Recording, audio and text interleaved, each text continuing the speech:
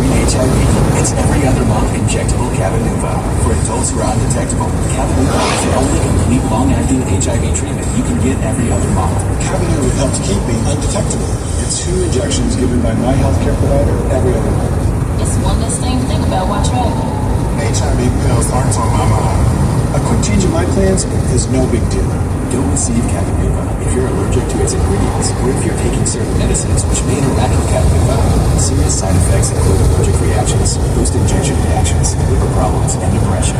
If you have a rash and other allergic reaction symptoms, stop Cabenuva and get medical help right away.